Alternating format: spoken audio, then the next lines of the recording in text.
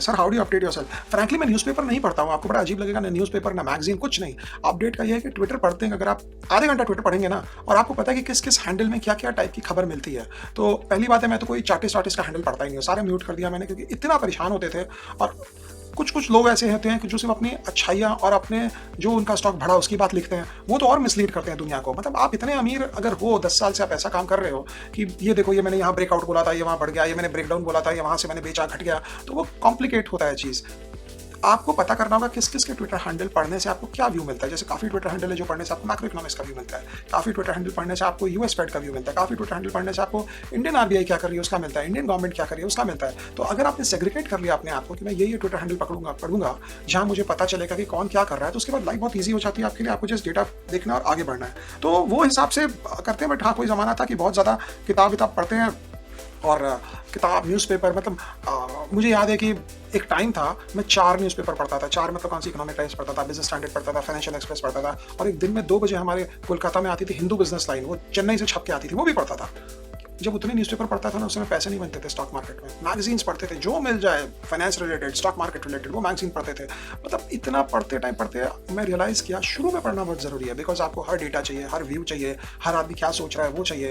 लेकिन beyond the point ज़्यादा पढ़ने से आदमी कन्फ्यूज़ होता है, उसका दिमाग नहीं चलता है। तो बियॉन्ड द पॉइंट आपको इतना पढ़ने की कोई ज़रूरत नहीं है। बियॉन्ड द पॉइंट आप सिर्फ उतना ही पढ़ें जो आपके लिए नेसेसरी है। जैसे मुझे लगता है ट्विटर बहुत अच्छा है, 3 लाइन में वही काम बता देता है जिसके लिए एक मैगज़ीन और एक किताब जो है, और किताब तो क्या, एक मैगज़ीन और न्यूज़पेपर कम से कम 5 पैराग्राफ लिखता है। मुझे 3 लाइन में पता चल गई ना बात, आगे बढ़ो। बिकॉज़ दुनिया आज की जो है वहाँ पे आपको थोड़ा-थोड़ा सब कुछ पता होना चाहिए, बजाय कि एक चीज़ के बारे में सब कुछ। तो स्पेशलिस्ट जो है वो बहुत ही प्रोफेशनल काम हो गया है। अगर आप सर्जन हैं, अगर आप हार्ट के डॉक्टर हैं, तो हाँ, आपको हार्ट के बारे में पता करना है। बट आज का अगर आप शेयर मार्केट करना चाहते हैं तो आप अपने आप को जनरल फिजिशियन एमबीबीएस की तरह समझें, जो आपको थोड़ा-थोड़ा सबको पता है कि वो खाँसी है तो क्या करना चाहिए, उसके पेट में दर्द है तो क्या करें, उसके पाँव में मोच पड़ गई तो क्या करें, उसके सर दुख रहा है तो क्या करें। तो बिकॉज़ स्टॉक मार्केट एक स्पेशलाइज्ड काम नहीं है। आप कोई सेल साइड में आप कोई नौकरी थोड़ी करें, क्या फार्मा एनालिस्ट है तो आपको सिर्फ फार्मा ही पता करना है। आपको हर चीज़ पता करनी है। तो ट्विटर से अच्छा कुछ हो ही नहीं सकता, बिकॉज़ ट्विटर में बहुत व्यू मिलता है कि हर एक फील्ड में, हर एक इंडस्ट्री में, हर एक न्यूज़ पॉइंट कुछ भी आती है, गवर्नमेंट का कोई डिसीजन होता है तो उसपे भी न्यूज़ पॉइंट मिलता है। तो मुझे लगता है कि ट्विटर या यूट्यूब में बहुत लंबी कहानियाँ होती है कई बार,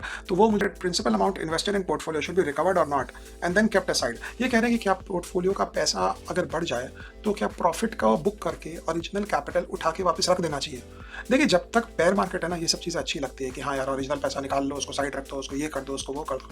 जिस दिन बेयर मार्केट चला जाएगा, बुल मार्केट आएगा, आपको पता चलेगा आपने जैसे ही बेचा स्टॉक वहाँ से डबल हुआ और उसके बाद फिर डबल हो गया। तो ये राइट रॉन्ग कुछ नहीं होता है इसमें। बट हाँ, अगर आप सिक्लिकल इन्वेस्ट कर रहे हैं, आप मेटल कंपनी ले रहे हैं, आप टाटा स्टील ले रहे हैं, जेएसडब्ल्यू ले रहे हैं, या आप फॉर एग्जाम्पल कोई छोटी सीमेंट कंपनी ले रहे हैं, तो जरूर आप प्रॉफिट बुक करें और पैसे को साइड रखें। लेकिन अगर आप बड़ी कंपनियां ले रहे हैं, लॉन्ग टर्म सेक्युलर ग्रोथ ले रहे हैं, तो प्रॉफिट बुकिंग का हड़बड़ ना करें। स्टॉक्स ओकेजनली महंगे होंगे और महंगे होने के बाद आपको ये नहीं लगना चाहिए कि महंगे हो गए, मैं बेच के इसको रुपए को साइड करूं और उसके बाद आगे बढ़ूं।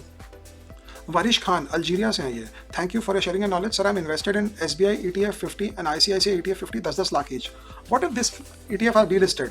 Is it possible that the market price of ETF will be down 50%? नहीं, बिल्कुल नहीं। आप गोल्ड ETF में इन्वेस्टेड हैं और क्या गोल्ड ETF डीलिस्ट हो जाएगा तो आपको आपके गोल्ड मिल जाएंगे। तो इसी ढंग से ये ETF जो है, अगर ये डीलिस्ट हो गया तो आपको इसके पैसे मिल जाएंगे, आपको शेयर मिल जाएंगे आपके डीमैट में। तो कभी भी आप ये ना सोचे कि आपने ETF में पैसे डाले हैं, ये जो भी ETF में आप डाले हैं, कि वो डीलिस्ट होने पर आपके शेयर लेकर कोई भाग जाएगा। हाँ, तो बहुत बड़ा फ्रॉड हो गया जहाँ पर शेयर अवेलेबल नहीं है। तो गवर्नमेंट एक्सचेंज से भी उतना ही आपको गारंटी करेगी कि जितनी जरूरत है। लेकिन देखा हुआ यह है कि कोई बहुत बड़ा इवेंट होता है, फ्रॉड होता है, तो गवर्नमेंट आगे पीछे जाकर बचा देती है। बिकॉज गवर्नमेंट ये नहीं चाहती है कि गवर्नमेंट का विश्वास और स्टॉक मार्केट का विश्वास लोगों का हटे। Is it okay to hold 27 companies in a 30 lakh portfolio और should I reduce them the number of companies? बिल्कुल इट्स नॉट ओके यार। आप 30 लाख के पोर्टफोलियो में 27 कंपनी होल्ड किए, आप ETF ले लो। आप घूम फिर के देखोगे ETF से ज्यादा आपका रिटर्न नहीं बन पा रहा है। बहुत रेयरली होगा। बुल मार्केट में आप पैसा बनाएंगे, बेयर मार्केट में जाएगा, जितना बनाएंगे उससे कम खोएंगे थोड़ा सा, बट ब्रॉडली आपको कोई बहुत बड़ा आउट परफॉर्मेंस नहीं होगा। उलास बाबू कह रहे हैं sir please S&P 500 top 30 fund और Nasdaq top 100 which one is better? ज्यादा रिस्क आप ले सकते हैं तो नास्डैक 100 लें, अगर आपको रिस्क नहीं लेना है तो आप S&P 500 लें। As simple as that. But आपको ये देखना होगा कि आपको चाहिए कि आपको रिस्क कौन सा लेना है। ज्यादा रिस्क लेना है तो ऑब्वियसली नास्डैक 100, और रिस्क नहीं लेना है तो S&P 500 बिल्कुल लेंगे। Please give your point of view next generation stocks like नजारा। देखिए, बेसिक बात यही है, जब तक नास्डैक नहीं चलेगा नजारा नहीं चलेगा, जब तक नास्डैक नहीं चलेगा नौकरी नहीं चलेगी। नौकरी कौन सी वाली? नौकरी स्टॉक। वैसे तो सबकी नौकरी चल रही है। जब तक नैस्डैक नहीं चलेगा, इंडिया मार्ट नहीं चलेगा, जब तक नैस्डैक नहीं चलेगा, नाइका नहीं चलेगा, जब तक नैस्डैक नहीं चलेगा, ज़ोमैटो नहीं चलेगा। तो आप बोलेंगे तो क्या ये सब, क्या मैं नैस्डैक देखता रहूँ क्या? इनकी बैलेंस शीट देखकर कोई फायदा नहीं है क्या? अनफॉर्चुनेटली नैस्डैक परसेप्शन क्रिएट करता है। नैस्डैक आपको बताता है कि सब स्टॉक्स कहाँ जा रहे हैं, और बाकी स्टॉक्स में अगर आप देखेंगे तो ईपीएस के ऊपर बढ़ते हैं, बट यहाँ पे प्राइस अर्निंग्स रेशियो इसको ऊपर नीचे करता है। तो प्राइस अर्निंग्स रेशियो के माध्यम से अगर आप देखेंगे तो वो तो नैस्डैक ही डिसाइड करेगा, और इसमें कोई प्रॉब्लम नहीं है। प्रॉब्लम बेसिकली ये सब स्टॉक्स में ज़्यादा कर यही है कि नैस्डैक रिलेटेड और नैस्डैक फोकस्ड है। इस बाजार में एवरेज आदमी 25-30% डाउन है, और हमारी हालत भी देखिए 25-30% डाउन है, सबकी हालत ऐसी है। और ये नहीं है कि 25-30% डाउन है तो जिंदगी भर 25-30% डाउन रहेंगे। ये मार्केट बहुत देखा हुआ है। मैं तो 65% डाउन होकर रिकवर किया हूँ 2008 में, 2020 में कोविड के समय, 2008 जनरल फाइनेंशियल क्राइसिस जो हुई थी, ग्लोबल फाइनेंशियल क्राइसिस लीमन के समय। तो ये होता रहता है, चलता रहता है। अब बात है आप 19% डाउन कौन से शेयर में है। अगर आप हिंदुस्तान यूनिलीवर में 19% डाउन है तो आपको तो 19 महीने लग जाएंगे रिकवर करने में, बिकॉज हिंदुस्तान यूनिलीवर वही वाली बात है, हाथी जैसा चलता है। वो एक बार चलता है फिर रुकता है, जब रुकता है तो उसके बाद चलता नहीं, और जब चलता है तो उसके बाद बहुत जल्दी रुक जाता है। अगर आप 19% स्मॉल कैप्स में डाउन है और मिड कैप्स में डाउन है तो आपके लिए रिकवरी बहुत फास्ट और बहुत क्विक होगी, बिकॉज वो गिरते भी उतने जल्दी है और बढ़ते भी उतने जल्दी है। सो 19% is not the issue. The question is आप कौन से स्टॉक्स में 19% डाउन है। Reliance is getting into every sector. Is it a panic attack due to an electrical power charge future instead of petrol?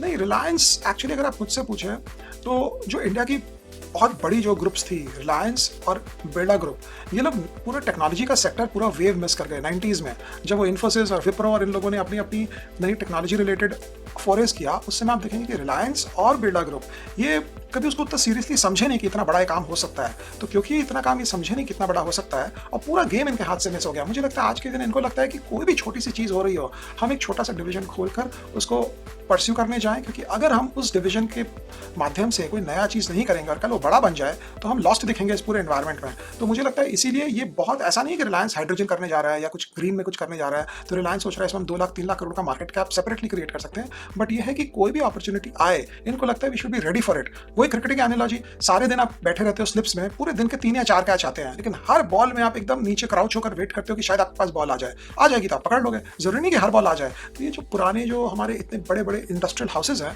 मुझे लगता है ये बहुत रेडी हैं अभी कि कोई भी नया वेव, कोई भी नया चेंज आए, उसके लिए ये बहुत रेडी रहे कि कल को अगर वो बड़ा बन जाए तो पार्टिसिपेट कर पाए उससे। आपने स्टार्ट ही नहीं किया, कुछ काम ही नहीं किया, तो पार्टिसिपेट कैसे करेंगे? तो ऐसा नहीं कि रिलायंस कुछ भी कर रहा है वो इस ढंग से कर रहा है, बट रिलायंस नॉर्मली ये सोच रहा है कि कुछ भी नया हो उस पर वो पार्टिसिपेशन के लिए तैयार रहे।